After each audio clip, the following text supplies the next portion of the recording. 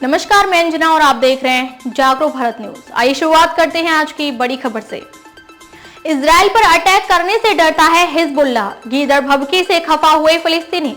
Israel और Hamas के युद्ध के बीच अक्सर हिजबुल्लाह भी धमकी देता रहता है। हिजबुल्लाह का दावा है कि वह हमास की मदद कर रहा है। हिजबुल्लाह चीफ हसन नसरुल्लाह ने इजराइल के खिलाफ भाषण जरूर दिए, लेकिन अब तक खुलकर युद्ध का ऐलान नहीं किया है।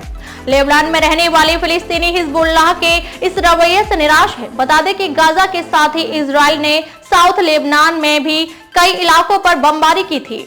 इसके बाद हिजबुल्लाह ने इसका जवाब भी दिया था। नसरुल्लाह का कहना है कि यह युद्ध जल्द खत्म होने वाला नहीं है। इजराइल पर अटैक करने से डरता है हिजबुल्लाह। गीदड़ भभकी से खफा हुए फिलिस्तीनी। इजराइल और हमास के युद्ध के बीच अक्सर हिजबुल्लाह भी धमकी देता रहता है। हिजबुल्लाह का दावा है कि वह हमास की मदद कर रहा है। हिजबुल्लाह चीफ हसन नसरुल्लाह ने इजराइल के खिलाफ भाषण जरूर दिए, लेकिन अब तक खुलकर युद्ध का ऐलान नहीं किया गया है। लेबनान में रहने वाले फिलिस्तीनी हिजबुल्लाह के इस रवैये से निराश हैं। आपको बता दें कि गाजा के साथ ही इजराइल ने साउथ लेबनान के भी कई इलाकों पर बमबारी की थी। इसके बाद हिजबुल्लाह ने इसका जवाब भी दिया था। नसरुल्लाह का कहना है कि यह युद्ध जल्द खत्म होने वाला नहीं है। फिलिस्तीनियों को नागवार गुजर रहा हिजबुल्लाह का संदेश। हिजबुल्लाह सालों तक युद्ध चलने का दावा कर रहा है। वहीं बेरूत के आसपास साबरा और शातला में रहने वाले फिलिस्तीनी शरणार्थियों को ये संदेश नागवार गुजर रहा है। इन शरणार्थियों शिविर में लगभग 2,50,000 फिलिस्तीनी रहते हैं। 1948 में इजराइल बनने के बाद ये शरणार्थी लेबनान में ही रहते हैं। गाजा के अस्पताल, स्कूलों, इजरायली हमले को देखकर लेबनान में रहने वाले फिलिस्तीनी भी डरे हुए हैं। आपको बता दें कि गाजा में अब तक 11,000 लोग मारे जा चुके हैं। इसमें आधे बच्चे भी हैं। लेबनान में रहने वाले फिलिस्तीनी चाहते हैं कि हिजबुल्लाह इजराइल के खिलाफ युद्ध करे। 4 नवंबर को एक भाषण के दौरान नसरुल्लाह ने कहा था कि वह हमास के साथ खुलकर उतरेगा। हिजबुल्लाह ने इजराइल में मिसाइल अटैक भी किया था, जिसमें एक की जान चली गई थी। वहीं 11 नवंबर को नसरुल्लाह की स्पीच से पहले ही इजराइल ने लेबनान के गाँव पर रॉकेट अटैक कर दिया। इजराइल की सेना का कहना है कि हिजबुल्लाह खुद को खत्म करने वाला कदम उठा रहा है। शिविर में रहने वाले फिलिस्तीनी हिजबुल्लाह से नाराज हैं।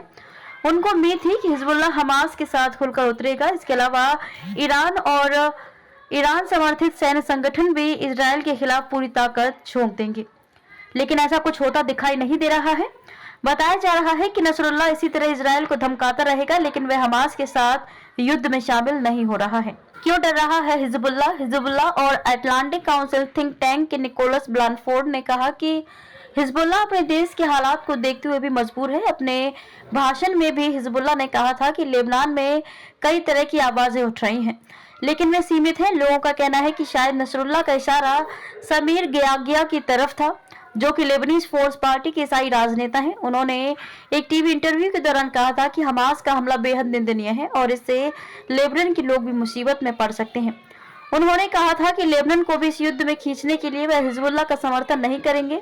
अगर ईरान में गणित बदलता है तो हिजबुल्लाह इजराइल पर हमला कर देता है तो उसकी शिकस्त निश्चित है। नसरुल्लाह को डर है कि इजराइल पर हमला करने से लेबनान में भी विरोध शुरू हो सकता है।